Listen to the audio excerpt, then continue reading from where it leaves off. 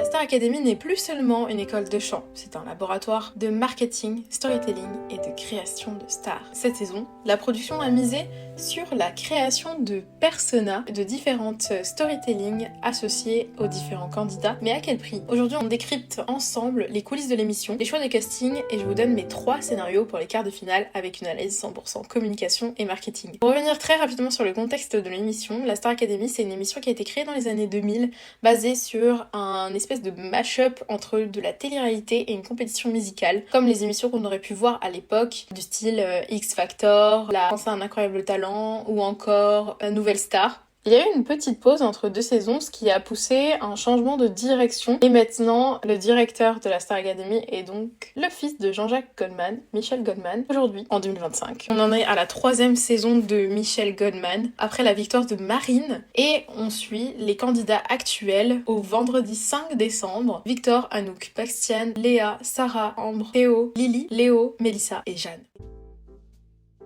Pourquoi l'émission ressemble de plus en plus à TikTok? La production a en fait, je pense, recruté différents experts des différents formats courts de type TikTok, Réel, YouTube, Short. Un exemple concret de cette idée, c'est que les primes sont montés un peu comme des best-of avec des cuts rapides et des réactions split screen, des moments dramatiques amplifiés. J'en ai une en tête, il y avait Ambre qui regardait la prestation d'un autre candidat. À un moment, elle fait une tête un peu comme ça, mais juste elle regardait quoi. Et elle avait l'air un peu en colère. Je pense que c'était fait exprès pour justement monter tout ça, parce qu'après sur le plan d'après, elle est plus là. Et ça montre qu'il y a eu un cut et que c'est une sélection qu'ils ont faite, parce qu'il y a plein de caméras et qu'ils peuvent faire leur zoom comme ils veulent. Et autre chose que j'ai remarqué aussi, ce sont les problèmes répétés que Théo, un des candidats qui a été éliminé, a eu sur par contre les primes, ce que je trouve extrêmement grave, parce que c'est directement en face du public, donc c'était un sabotage clair et net de la production, parce qu'on voit que quand on a des candidats extérieurs, il n'y a aucun problème de micro. Mais par contre, ce garçon-là a eu énormément de problèmes techniques avec son retour qui ne fonctionnait pas, la musique qui n'était pas en même temps que la musique que nous on entendait, et du coup il était en retard ou pas sur la bonne octave parce qu'il s'entendait pas, et qu'il fasse ça sur son oreille. Ça c'est clairement un signe. Pour avoir fait un peu de chant et avoir fait partie d'une chorale, je sais que quand on a une oreillette, on peut faire des signes comme ça, etc. Donc il y a des mots-clés pour pouvoir signifier un problème technique. Donc ça c'est un petit peu la première chose que j'ai remarqué.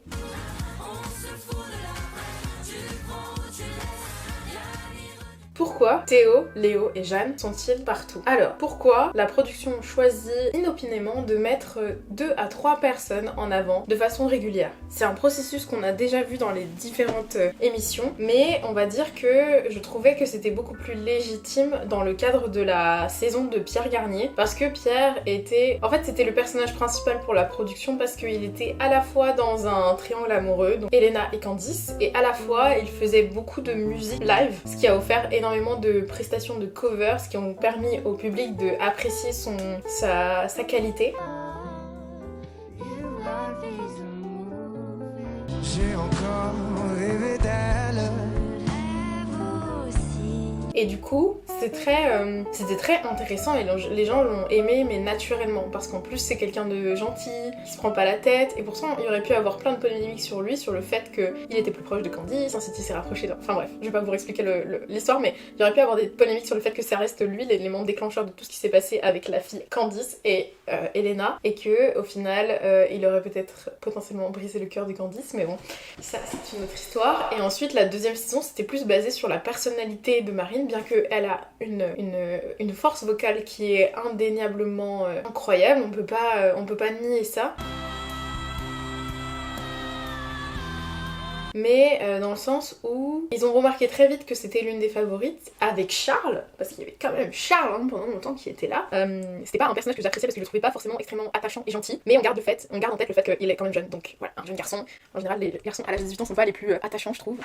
Enfin, moi quand j'avais 18 ans, je trouvais pas les garçons de 18 ans attachants, pas moi de mon âge qui trouvait les garçons de 18 ans attachants, mais on s'en fiche. Et là, du coup, cette saison, il y en a pas énormément. Si vous regardez la série qui a été faite sur Secret Story, donc Love Story, avec Loana, vous verrez exactement le processus de casting et qui retrace aussi comment les différentes personnes ont été choisies. C'est un peu comme les scénarios de films d'horreur, vous avez toujours le beau gosse, le quarterback, la blonde qui est là juste pour le watch time parce qu'elle est jolie, le mec drôle qui souvent a potentiellement une opportunité l'opportunité de survivre à la fin, la fille intelligente, le noir qui se fait tuer assez vite dans le film. C'est la personne gentille, c'est le bon ami que tout le monde veut, dont tout le monde veut être ami, mais c'est pas le quarterback quoi. C'est souvent le second du quarterback.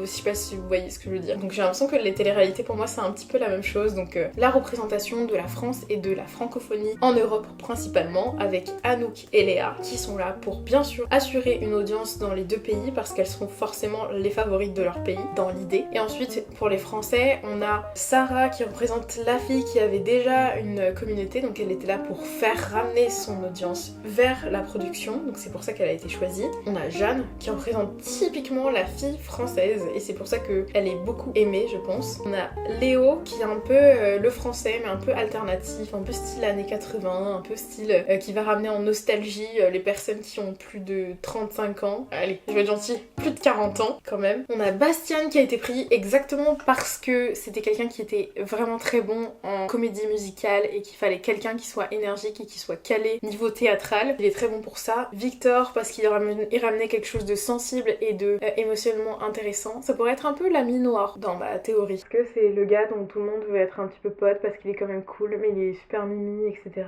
COP qui est exactement l'archétype du quarterback. C'est vraiment le mec quoi de l'histoire. Pour moi c'est la fille guitare et feu de camp. Ambiance chill et plage. Tout le monde veut être pote avec elle et aller faire des sorties au skatepark. C'est un peu cliché mais bon. Et Mélissa pour moi c'est un peu c'est un peu la fille énergique, c'est un peu le clown on va dire. C'est un peu le mec drôle dans ma théorie des films d'horreur. Théorie de comptoir. Mais du coup c'est un peu le personnage qui est censé ramener l'audience et créer des événements et des moments drôles pour créer du contenu sur les différents lives et les différentes quotidiennes. Mais par rapport aux trois personnages que je disais qu'on voyait le plus, donc du coup on a Léo, un petit peu le rebelle, charismatique, qui est amoureux de la jeune française un peu frêle, un peu artistique, un peu artsy, qui est autrice, compositrice de ses propres chansons, qui représente la variété française, pourrait s'apparenter aussi au style un petit peu de Louane ou encore de Vianney, donc c'est quelque chose qui fonctionne en France. Son univers musical il est déjà prêt pour le marché en fait. Et ensuite on a Théo bien sûr qui est l'archétype du quarterback comme je l'ai dit,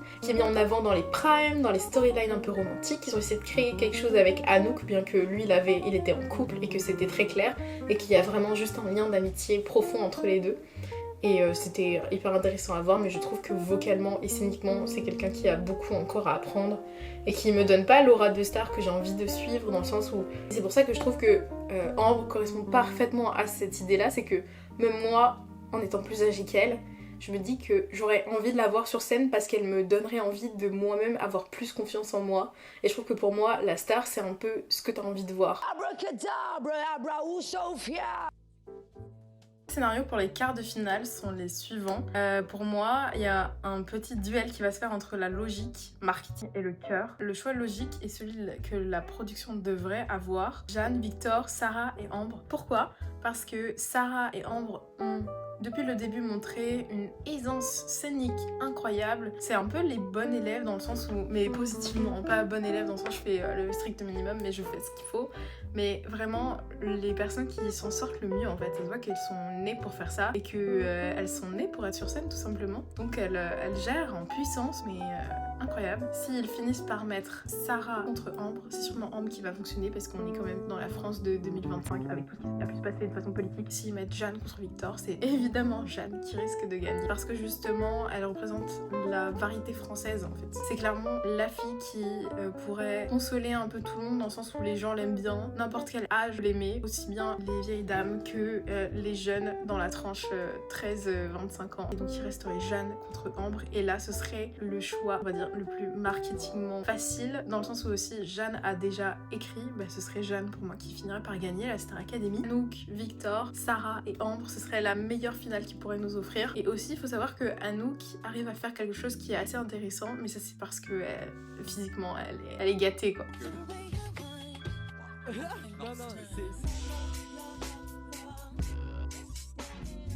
elle arrive à réunir aussi bien les publics féminins que les publics masculins, parce que ça aussi ça pourrait être un autre sujet de vidéo, mais les 3/4 des stars sont des stars parce qu'il y a des fangirls. C'est grâce aux filles qu'il y a des stars. Je pourrais développer un petit peu plus dans une prochaine vidéo.